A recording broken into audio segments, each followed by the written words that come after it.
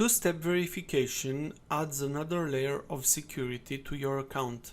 If you turn it on, you will need to take 2 steps to log in into your Gmail account. To enable two-step verification, you must be logged on your account.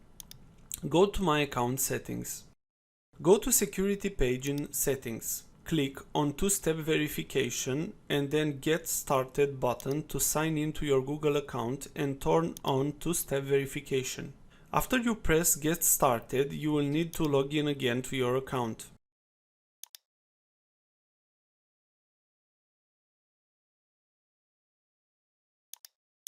After that, you will get a notification on your phone like the one I show you now.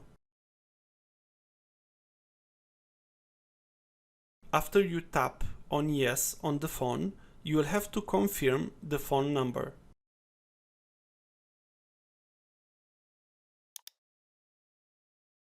You will receive a confirmation number on the phone.